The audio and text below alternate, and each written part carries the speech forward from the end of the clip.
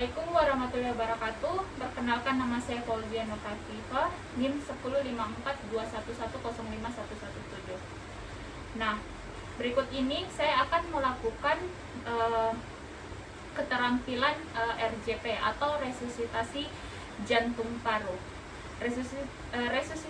Resusitasi jantung paru atau RJP merupakan pijatan jantung luar terhadap pasien yang mengalami henti nafas dan henti jantung. Indikasinya diperuntukkan oleh pasien-pasien yang mengalami henti nafas dan henti jantung apapun penyebabnya. Nah, adapun untuk alat dan bahan, yang pertama itu ada manikin, kemudian ada amudek. Nah, setelah itu jika kita mendapati pasien kegawat daruratan yang mengalami henti nafas dan henti jantung, kita segera mengevakuasi pasien ke tempat yang rata dan keras. Kemudian kita posisikan pasien dengan terlentang. Nah, setelah itu kita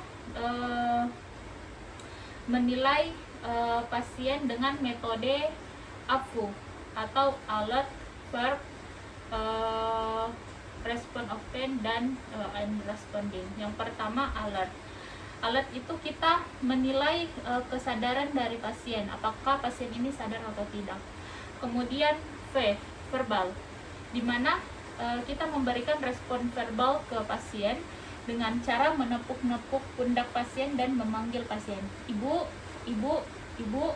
Jika tidak ada respon, kita lanjutkan ke respon of pain, yaitu memberikan rangsangan nyeri terhadap pasien dengan menekan ujung-ujung kuku dari pasien, atau tidak kita menekan daerah glabella pasien. Kemudian jika tidak ada, kita bisa tekan juga di daerah sternum pada pasien. Nah, jika tidak ada respon, kemudian kita lakukan kita melangkah ke U atau unresponding. Nah, setelah itu kita meminta bantuan dengan berteriak tanpa meninggalkan pasien. Tolong, tolong, tolong, di sini memerlukan bantuan. Nah, setelah itu kita melakukan RJP pada pasien. Nah, RJP ini kita lakukan sebanyak 3 kali. Sebelum RJP kita raba dulu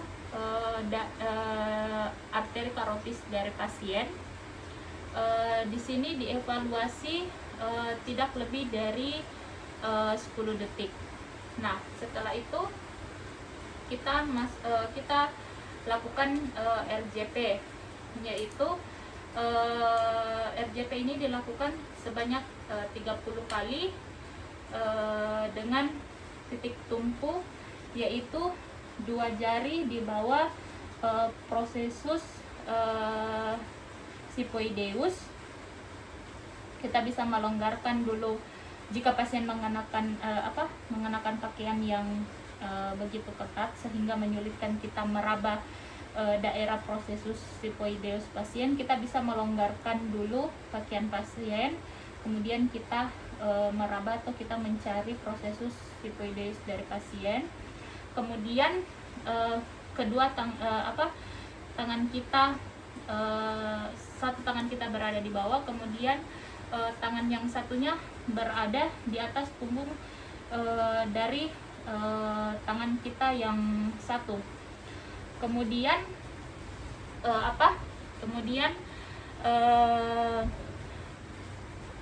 lengan kita lurus terhadap sternum, dan kaki kita mendekat dan menempel di bahu dari pasien.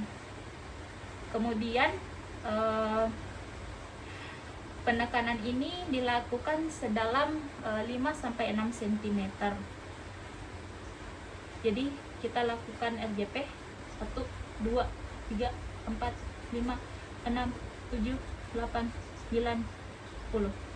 Nah, di sini kita menjatuhkan berat badan kita terhadap sternum pasien.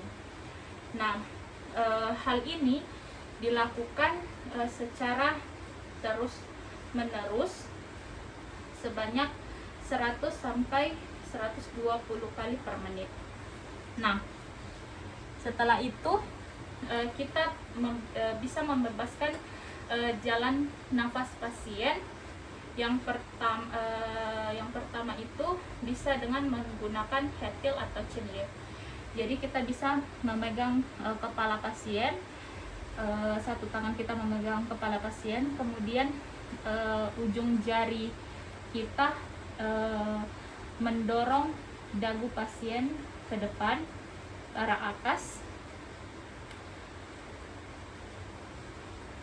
Hal ini kita tidak boleh lakukan kepada pasien-pasien yang dicurigai terdapat cedera servikal, atau bisa juga kita lakukan dengan cara jaw thrust, yaitu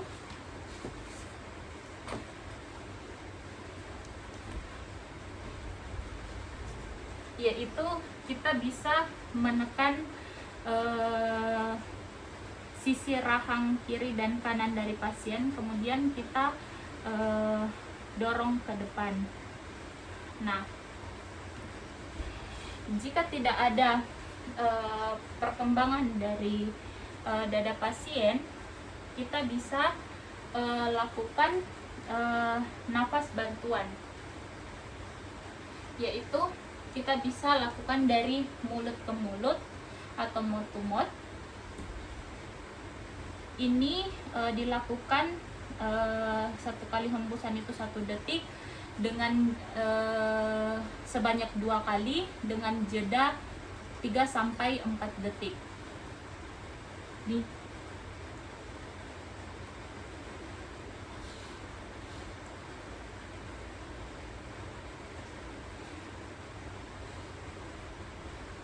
Kemudian bisa juga kita lakukan dengan menggunakan alat, yaitu mouth to mouth, yaitu dengan cara kita menempelkan maskernya, kita kunci dengan baik, kemudian kita pompa. Nah, jika telah datang pasien, jika datang 2 orang untuk membantu, nah penolong pertama ini bertugas untuk menilai kesadaran dan mengecek arteri kalotis dari pasien, dan orang kedua ini mengambil posisi untuk melakukan RJP. Nah, setelah itu jika masih tidak ada respon dari pasien, orang pertama ini terus melakukan RJP sebanyak 30 kali, disusul dengan orang kedua memberikan nafas bantuan sebanyak 2 kali. Jadi perbandingan RJP dan ventilasi itu 30:2, yaitu setiap 30 kali RJP disusul dengan pemberian nafas bantuan 2 kali. Nah, setelah pasien bernafas dengan spontan, kita segera melakukan posisi recovery, yaitu dengan menyilangkan tangan kiri pasien dan tungkai bawah pasien, kemudian kita balikkan seperti ini. Nah, ini adalah posisi recovery dari pasien. Jika semuanya stabil, jika pasien sudah stabil, segera kita membawa pasien ke fasilitas kesehatan yang lebih lengkap dan memadai seperti puskesmas dan rumah sakit. Sekian video dari saya, lebih dan kurangnya mohon dimaafkan. Assalamualaikum warahmatullahi wabarakatuh.